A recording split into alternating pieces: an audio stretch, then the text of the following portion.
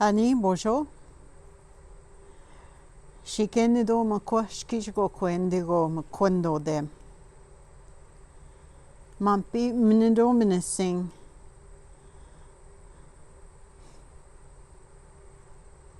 Gikugnago odewi kwemkon. Minuadash me egwa wawaskinega mije endang.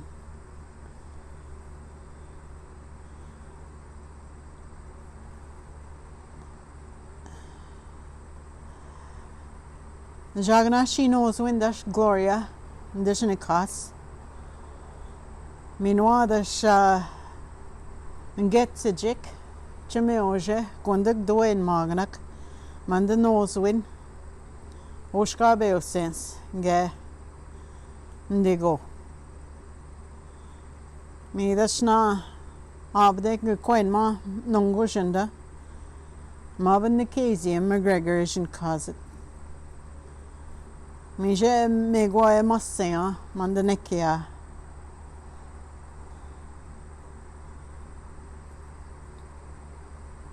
Say hello to everyone.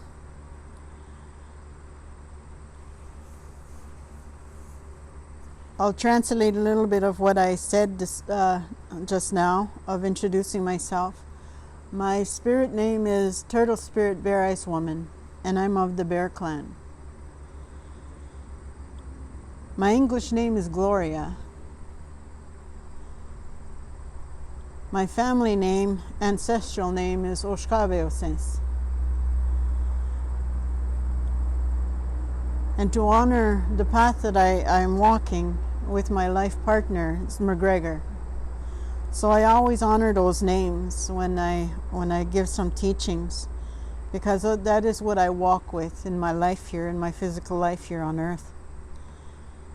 I was given some tobacco today to speak of the womb teaching.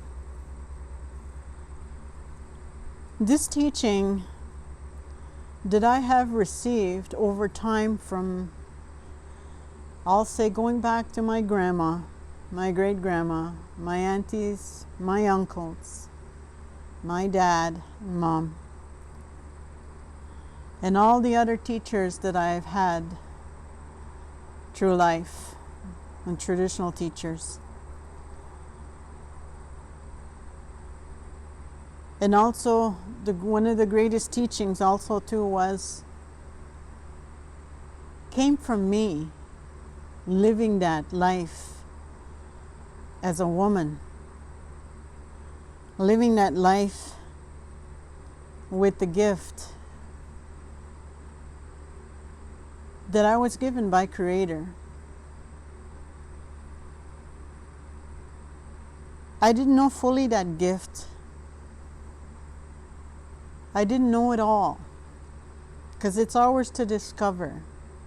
It's ours to learn about from our life teachings, our life experiences, whatever we witnessed, whatever we lived, whoever taught us in our lives.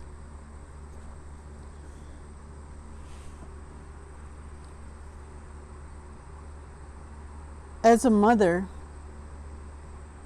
also too, from my firstborn and my second, I have two girls. All the teachings I received from those little spirits that chose me as their mother. I learned so much from them, but not realizing it at the moment that I was learning from them. It was only until later on realizing, as I got older, what I was taught. One thing that my mother taught me, as she witnessed one time repeating a cycle that she went through, and I repeated it in mine. What she said to me, she called me and she says, "Gloria, what are you doing? And I didn't understand. I said, what do you mean, Mom? And she says, why are you living my life in yours? Just learn from mine and do something different about it. Don't repeat my life in yours. When she said that so simply that day, it impacted me so much that the impact lasted the rest of my life. I didn't understand it fully because, again, it was mine to discover at that time. So I realized the cycle and habits needed to be changed. So as I became a grandmother and a great-grandmother, more teachings came in with as those little spirits arrived.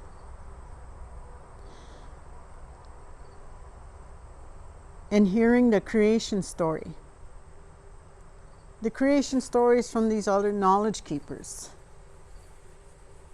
Listening to all the teachings, going to ceremonies, putting this all together in my own confusion, in my own thoughts, in my own life as a woman. And as I looked at that and listening to the creation story, and part of what my father taught me and my grandfather, what they taught me growing up about the creation story, about life itself. They didn't say, okay, here's the creation story. They just mentioned it and taught us throughout our life as a child. So when we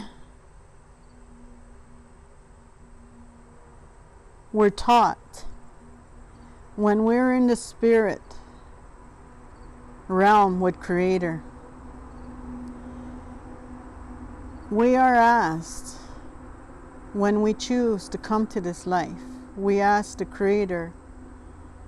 It was told by us, by my grandfather, that we asked the Creator 4 times to come to this earth plane to have a physical experience. So in asking 4 times to the Creator, my understanding was to make sure that you were certain of your decision. So when we chose to come here, Creator then said, okay, you will choose your father. You will choose your seed carrier. You will choose your planter. And as he looked asked to look below on the physical earth plane to all these lights, all these twinkling lights. And I describe it how I see in this vision is that when Creator asks you to look at all these lights, it's the same as when you look up at the stars. You see the stars in the sky and you see them twinkling. And all of a sudden this one star just boom pops out, and you go, oh, did you see that star? Did you see how bright that is? Wow. But maybe nobody else seen it except you. And it was for you. So that's the same as when you see Creator asks you to look below all those lights, those twinkling lights. Which one will be your seed carrier? Which one will be your planter? Which one is going to be your father? Then all of a sudden one just goes boom, and then you say, there, that one will be my father. That one will be my planter. So okay, then that is your father. So look over here where all these lights are twinkling, same as the stars above again. So when there is this one, this side, you will pick your womb lodge where you will be planted, where you will grow. So as you look at those stars and all of a sudden one just goes boom, then you say, that one, that will be my womb lodge, that will be where I'll plant it, that will be my mother. Okay. then what we know of the law of attraction, then when the father and mother that you have chosen come together for that, the father plants the seed in the womb garden. And that's where the seed is planted and you begin to grow. So at this point, when you look at, we know women as such sacred beings. Women are such sacred beings that when Creator created all of creation, couldn't create anymore because Creator created all and had nothing else to create. Creator still feeling something that needed to take place. So he called all women to the forefront. All plant life, all female plant life, all two-legged, every flyers, every female entity here on the physical plane. Called them all to the forefront.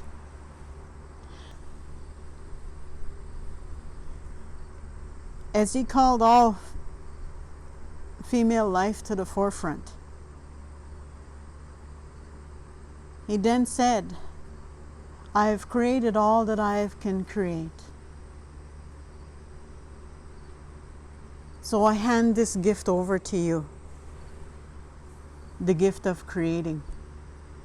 The gift of creating life. And as all female life reached out and accepted their gift and walked forth. So when we look at a woman that is carrying life, they are creator-like. Plants, animals, flyers, crawlers, everything, they are creator-like because they are creating and putting life together with the gifts that they were given by Creator. And when we look at the men, today, I think it's so important that we give this teaching to the men. Men need to pick up their sacred bundles and acknowledge and learn about their sacred bundle. Because when Creator called all male life to the forefront, Creator gave them a gift as a planter, as a provider. Creator gave them 2 bundles of seeds. And Creator gave them these seeds and gave him those teachings. That these are sacred, sacred seeds that you walk forth in. You will be planting these seeds so life can continue. Without you, the seed of life cannot be planted. So then he gave all male life that gift.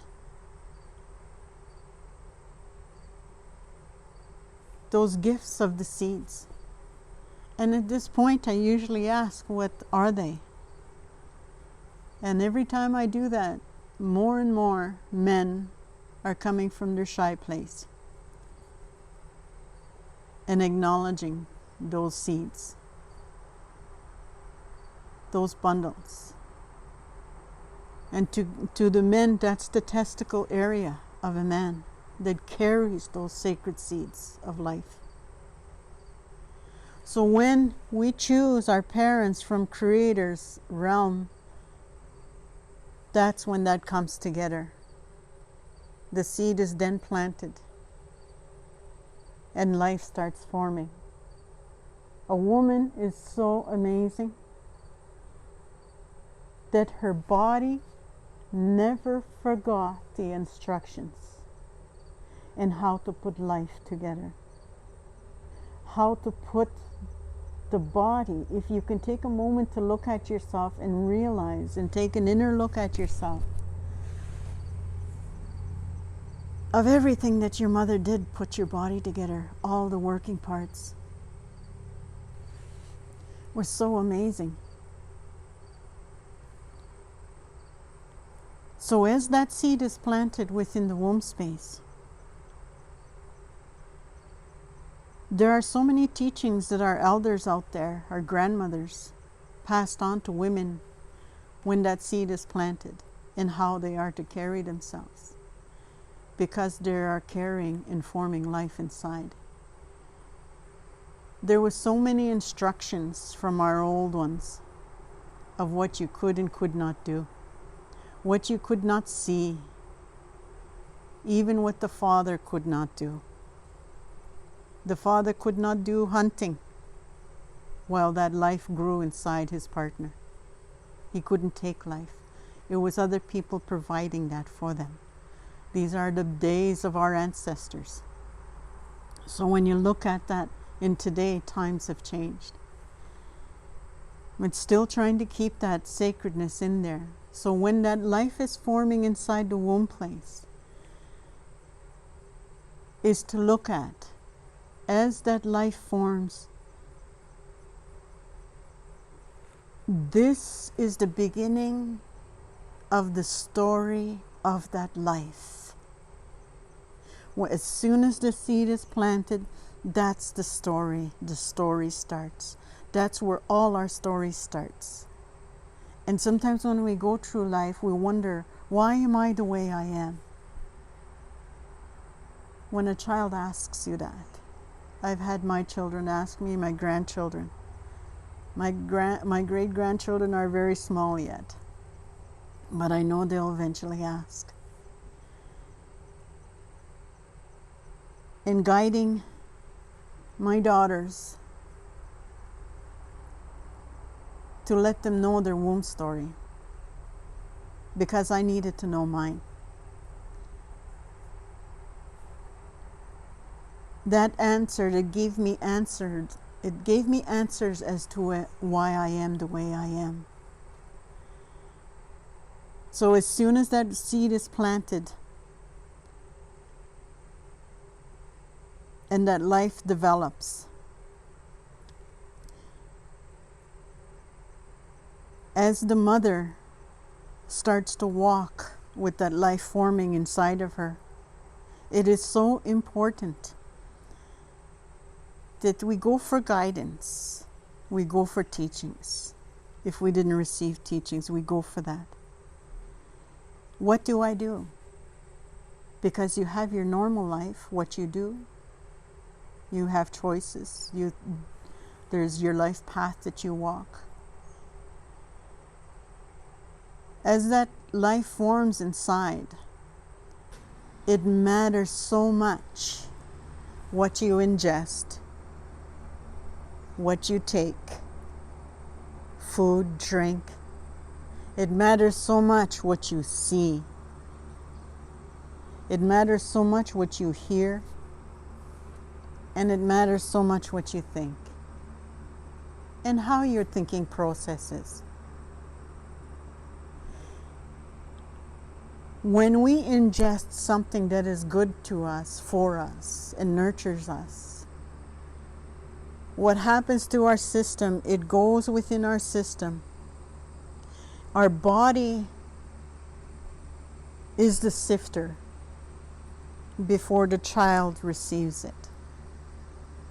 Naturally, our body is the sifter to all the things that we eat and drink.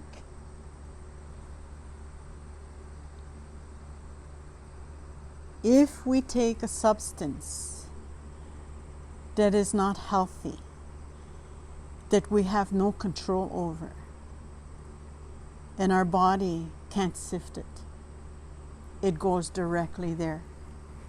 This is the part where when we look at alcohol, drugs, caffeine, if you will, nicotine, all those, our body is powerless over that because they are not natural.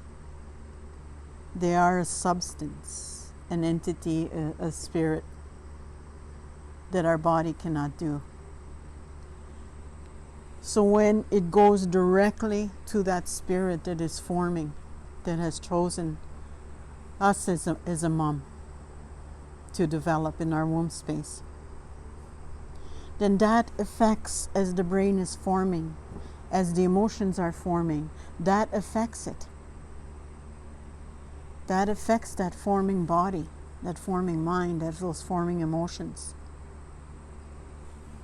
As this goes, also too, we don't realize what a huge part our emotions are to that developing being inside of us. How we feel mentally, emotionally. If we have issues that we are dealing with, issues, our own personal issues of life, that little being that's inside of us feels everything. And the love that little being is inside of us forms has such a commitment of love, because our heartbeats, your heart is training that heart how to beat. So those beats will come in sync through the 9 months. You're training that heart from your heart how to beat. You're training that blood how to flow. You're training everything within, your breath. So if we have some emotional issues and trauma, whatever that may be, it's a whole realm.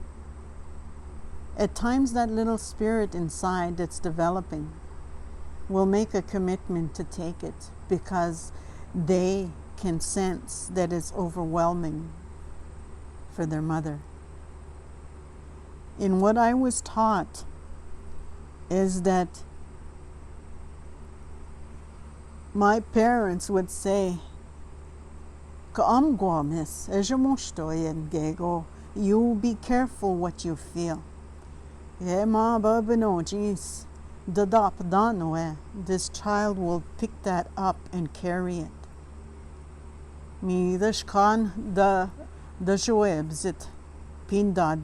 Then something different will happen to that child when it's born. So then that commitment then is when you're feeling that, because we carried our emotions in the depths of our belly area, in the place of our genital area, in our belly area, the womb space area, because that's the sacred door where life is planted. That's where that happens. So that is our high intensity of emotions. So if we're feeling that there, that's where our emotions go.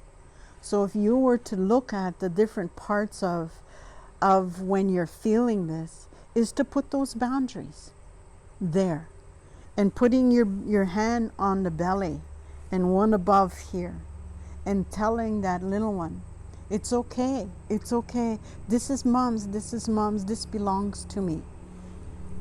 You don't have to carry it. I will deal with that. That's the inner language that you talk. And you can also bring it out and talk about it from there, verbally.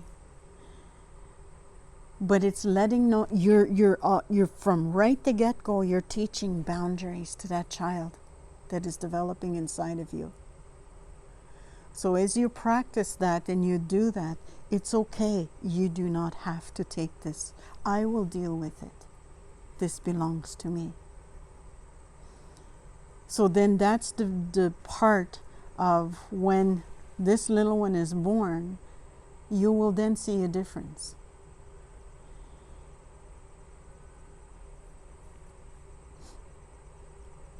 There was a mother that said, I want to do a lot of reading. I'm going to read a lot of books.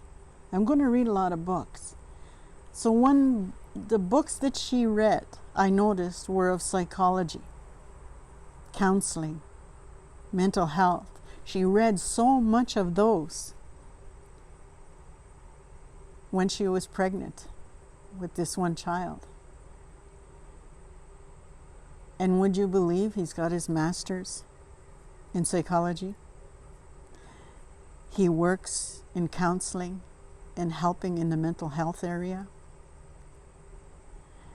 One child, she read books of novels in different ways, and as this child was developing, well, much a grown adult, mature adult, but I noticed this child when she was born, books, could not get enough of books. And she writes her stories. She's constantly writing stories. And she's got that vast imagination. So when you look at different things like that, that's the training. It's just a small example of the training that we can do while that life is developing within us. That life is listening so much to as that life grows. If a child is subjected to substances of addiction, that child will have a tendency to develop addiction. Might struggle a bit with addiction. It depends on the intensity of it. So that child, while developing in the womb space, has training already. Because physically you're moving your body to take that substance. Your sensory system is taking it in. Your vision is looking at the object that the substance you're taking. That you're taking into you and giving those teachings to that unborn child. And that palate will pick up that memory of taste, if you will, that memory from that palate. The organs will be trained because the organs will have some of that substance in them of how it has to operate. And as the substance goes and affects the brain, also too that affects the parent, the mom, then also too it affects the brain of development of the child. And I'm not putting the father aside for any of this, because the father also has a huge part in this. Whether the father is a part of the mother's life as that little spirit grows or not. But what the mother sees of the father, whether the father is part of the life or not, it depends all what. If the child sees the father being in such supportive way and going through issues in life and working with the mother, then that's the teachings that little one will have, because two are working together. If then the father is not a part of the life and the mother's always struggling, then that's the training that little one will receive. Because the emotions that the mother is feeding the child that is being born, that is developing. So when we look at the stages of life, as we grow, and that spirit that is given to us within, it's a whole vast area of how our choices here in developing the next generation. And what do we want to see in the next generation? Because when we carry that child, we are training the next generation.